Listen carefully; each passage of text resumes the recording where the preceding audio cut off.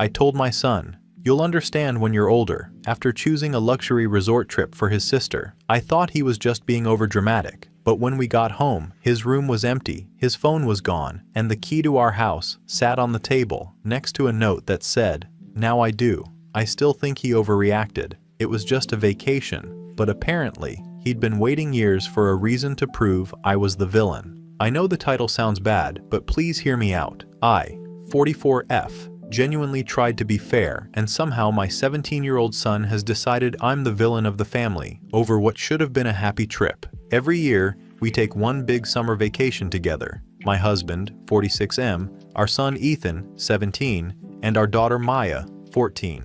We don't come from endless money or anything, but we budget carefully so we can do one nice thing each year. This time I chose a resort vacation in the Caribbean. I thought everyone would enjoy it. Apparently I was dead wrong. Ethan wanted to go on a long road trip to national parks out west. Yellowstone, Zion, all that.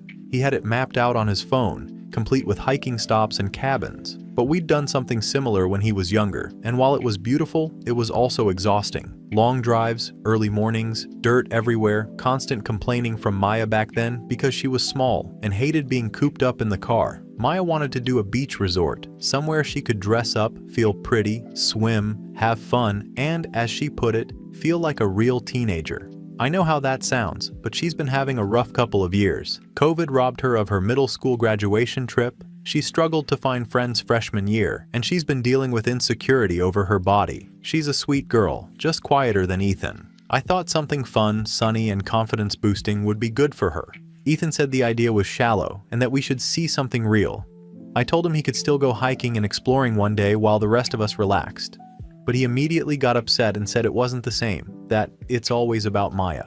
I told him that wasn't true at all. He just got his senior prom, he's got his own car, he'll be starting college visits this fall, and we threw him an expensive 16th birthday party last year. Meanwhile, Maya hadn't had anything big centered around her in ages. He said, "Yeah, because every big thing turns into something about her." Then he started listing examples. Apparently, when we went to New York 2 years ago for my birthday, it became Maya's trip because we saw a Broadway show she wanted. When we visited colleges for him, we stayed an extra night so Maya could see her favorite influencer's pop-up shop. When we bought Christmas gifts, he got useful things, clothes, a new laptop, while she got a drone and a designer bag she begged for. I told him he was exaggerating and acting like a martyr. He said, "You don't even see it, Mom." I told him he'd understand when he was older that sometimes parents have to make choices that don't seem fair in the moment but balance out long term. He said, "No, it doesn't balance out. You always pick her." That stung, but I brushed it off. He's 17. Teenagers think everything's unfair. We left for the trip mid-July. The resort was beautiful. White sand, clear water, all-inclusive buffet, everything perfect.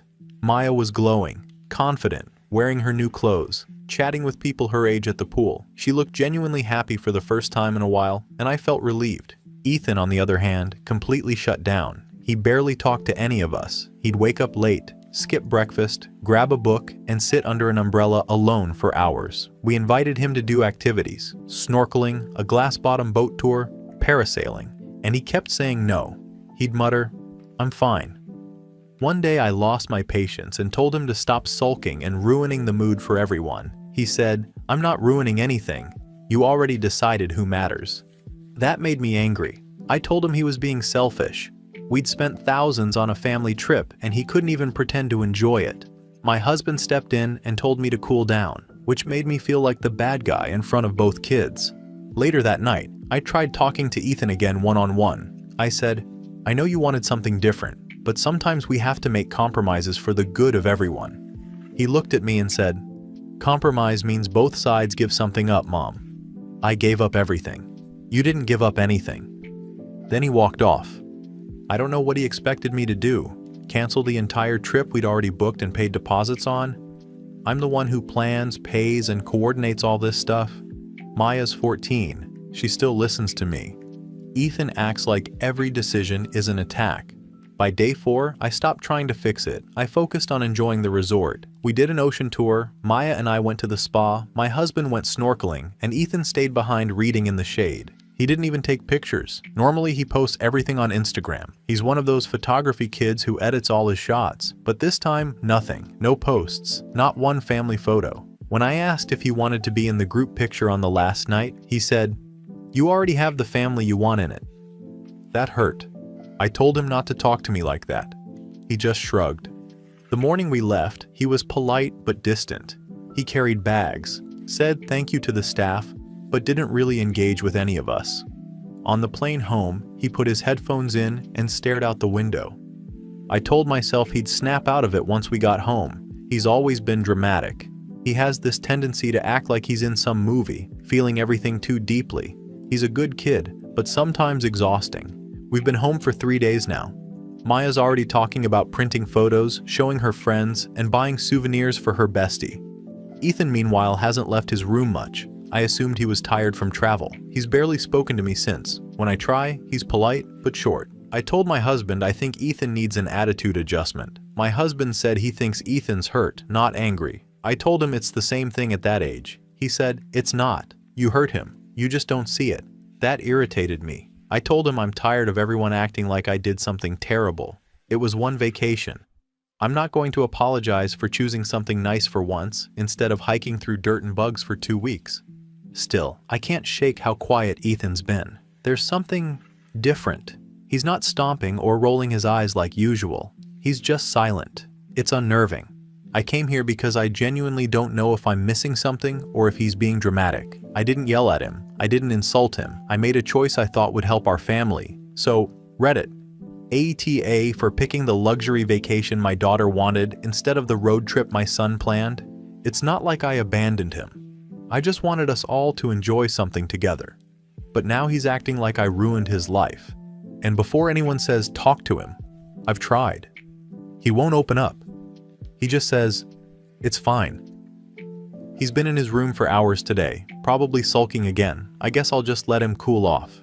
Anyway, I know Reddit can be harsh, but I want honest opinions. Was I unfair, or is he blowing this completely out of proportion? TLDR. Picked a Caribbean resort over my son's national park trip idea because I thought it would boost my daughter's confidence. He spent the whole trip sulking and now won't talk to me. My husband says I hurt him, but I think he's being overdramatic. Update 1. I didn't think I'd be back here, but things have gotten surreal. It's been a week since that post about the vacation. When I wrote it, I thought I'd get a few harsh comments telling me to be more understanding and then move on. Instead, it exploded. People accused me of being a narcissist, said I'd emotionally neglected my son, that I was erasing him in favor of my daughter. Some even said I should be grateful he still lived at home. It felt like everyone decided I was this monster of a mother who favors one child and crushes the other. I didn't reply much because honestly, I thought most of it was dramatic. Yes, maybe I could have handled a few things better, but the way people talked, you'd think I burned his baby photos for fun. He's a teenager, not an orphan. We're talking about a vacation, not years of abuse. At least that's what I thought. Then yesterday happened. I came home from work around 6:30. My husband was working late, and Maya was at her friend's house for a sleepover. It was quiet. Too quiet. Usually, I'd hear Ethan's music faintly through his door, or smell whatever leftovers he heated up. But nothing. I called his name once. No answer. When I opened his door, it was empty. His closet was half cleared.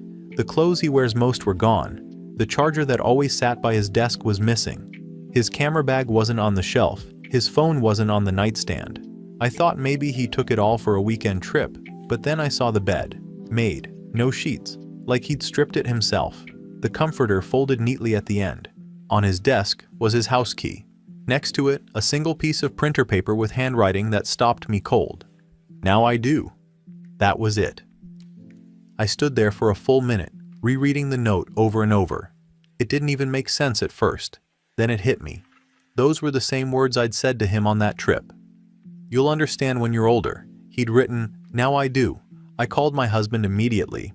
He thought maybe Ethan was at a friend's house, blowing off steam. We both started calling around. His best friend, his girlfriend, who he swore they broke up 2 months ago, a few kids from school. No one had seen him. By 9 p.m., I was panicking. My husband checked Ethan's bank account. Since he's still a minor, we get notifications for large withdrawals. 2 days ago, he took out nearly all his savings. close to $3,000. Then another alert showed he'd purchased a bus ticket, one way, to a city 3 hours away. That's when it clicked. My sister lives there. We haven't spoken in years. Long story short, she and I had a falling out over my mother's estate. She accused me of being manipulative and cutting her out of decisions, which wasn't true, but it destroyed our relationship. We've had no contact since Ethan was about 11. I never thought he'd even remember her address. I called her. She didn't answer. I called again. Finally, around midnight, she texted back, "He's safe. He's with me. He needs space. Don't drive here tonight." I called again anyway, straight to voicemail. My husband said we should respect her message for the night, that at least we know he's safe. I barely slept. I woke up every hour wondering what he packed, what he told her, how long he'd been planning this. This morning, I called again. This time she picked up. Her voice was calm, too calm. She said, "He's fine. He's not doing drugs. He's not in danger. He's just angry. Let him cool off." I told her this was ridiculous. He's 17. He can't just run away because he's mad about a vacation. She said, "It's not about the vacation." I snapped and told her she doesn't get to play therapist when she hasn't been part of his life in 6 years. She said, "You're proving his point." Then she hung up. I'm still furious and scared. I want to drive there, but my husband keeps saying we should wait. He thinks if we push, Ethan will dig in further. He keeps using phrases like, "give him autonomy," and "he's almost an adult." I think it's absurd. He's still a kid, my kid. You don't just leave like that and write a note like some cryptic movie scene. Maya came home this afternoon and I had to tell her. She cried for an hour straight, asking what she did wrong. I told her she didn't do anything. I meant it. She didn't. This isn't her fault. But part of me wonders if she heard the things he said, about me always choosing her, about him feeling invisible, and believed them. She hasn't said it outright, but I can see it in her face. I've been trying to reach Ethan all day. His phone is off. His social media accounts haven't updated since before the trip. His laptop is gone too, so I can't check it. I've texted him a dozen times, trying different tones. Gentle, apologetic, firm, practical. Nothing. Not even a read receipt. At dinner, my husband told me to stop texting, that he'll reach out when he's ready. I told him I'm not going to sit here like a fool while our son plays house with my estranged sister. He said, "You don't get it. He doesn't trust you right now." That hit a nerve. I asked him what that was supposed to mean. He said, "It means he's been trying to tell you he feels unheard for years. You don't listen. You decide what's best and call it love." I told him that's unfair. I've done everything for both of them. I plan their birthdays, organize trips, manage the house, the school stuff, the schedules. I've worked part-time these last few years just so I could be more available. I'm not neglectful. He said, "I didn't say neglectful. I said controlling." We didn't talk the rest of the night. I keep walking past Ethan's room, and the emptiness feels physical. The air in there is different, still, hollow. There's a dent on the carpet where his desk chair used to sit, and somehow that broke me more than anything. He didn't just leave in anger. He cleaned up, planned, thought it through. People keep saying on my old posts that I'm blind to emotional neglect. I hate that word, neglect. It's like a loaded gun. Neglect means not caring. I care too much. Maybe that's the problem. Maybe I cared the wrong way. I'll admit something. I read back through our old texts. The last real conversation we had before the trip was about his college list. He sent me a bunch of schools across the country, and I said maybe it would be smarter to look closer to home. He said he wanted to go far away. I replied, "You'll change your mind when you're older." That's twice now I said that phrase. I didn't realize how often I said it until this week. Maybe it always sounded like dismissal instead of reassurance. Still, I don't think this justifies running away. He could have talked to me. I'm not a doormat. If he wanted to take a gap year or go camping alone or whatever, we could have discussed it. But disappearing like this, leaving a note that sounds like a taunt, that's not communication, that's punishment. I don't know what story he's telling my sister, but she's probably eating it up. She's always seen me as the uptight one. If he's painting me as some controlling villain, she'll believe it instantly. I've been refreshing my texts all night, waiting for something, anything, even a single, "I'm fine," nothing. I thought by writing this, maybe I'd calm down, but I feel worse. I keep staring at that note on the table. Now I do. It's taunting me. Like he's saying he finally understands something I still don't. Maybe I am missing something. Maybe I made him feel small without realizing. Or maybe he's being an ungrateful teenager who doesn't know how good he has it. I honestly don't know anymore. Either way, he's gone. And for the first time since becoming a mother, I can't fix it. Final update. It's been a long time since my last update. I kept thinking that maybe if I waited long enough, Ethan would text me or walk through the door pretending this whole thing was just some dramatic teenage stunt. That's what I told myself the first few weeks anyway. He's always been emotional, introspective, and stubborn, but not cruel. And running away without a word felt cruel. He hasn't come back. A few weeks after he left, my husband drove to my sister's city to see him. I didn't go. Not because I didn't want to, but because my sister told me outright not to. She said Ethan agreed to meet with my husband as long as I wasn't there. That gutted me. I stayed home with Maya, pretending not to stare at the clock all day. When my husband came back, he didn't say much. He told me Ethan looked healthy, calmer, that he was staying in my sister's spare room, working part-time at a local cafe, and finishing his high school coursework online so he could graduate early. He said Ethan didn't want to talk about me much. Did he say anything? I asked. Only that he needs space. That he's tired of feeling like the extra in his own house. I tried not to cry, but it broke something in me. Because that's not how I saw him at all. I thought I'd always treated him fairly. Maybe not equally. Life isn't equal, but fairly. I worked hard to balance their needs. One kid needed encouragement, the other needed discipline. That's parenting. But now it seems like he saw every choice I made as proof that I loved his sister more. I started going to therapy after that. It wasn't my husband's idea or Reddit's, though both had been suggesting it. I did it because for the first time, I couldn't control the narrative anymore. I couldn't talk or plan or fix my way out of it. My son was gone, and no amount of reasoning could bring him back. The therapist told me to stop defending myself in every sentence. That's harder than it sounds. I've spent 17 years having to explain my decisions to everyone, my husband, my kids, my sister, my mother when she was alive. I became good at justification. But apparently, in doing that, I stopped hearing what anyone else was saying. She asked me to write a letter to Ethan that I would never send, just to get my feelings out. I tried. It came out sounding like a list of excuses. I tore it up halfway through. About 3 weeks ago, a real letter arrived, handwritten, with my name on the envelope in his careful block letters. My heart was in my throat before I even opened it. It wasn't long, 2 pages both sides, but I've read it at least a dozen times since. He started by saying he wasn't writing to hurt me, but to explain that he'd spent the last few months trying to figure out if he was overreacting or if he'd finally just stopped pretending. He said it was both. He wrote that it wasn't the vacation that broke him. It was the moment I told him he'd understand when he was older.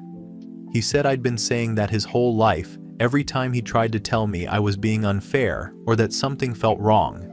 Birthdays, arguments, decisions. Anytime he challenged me, I'd tell him he'd get it someday.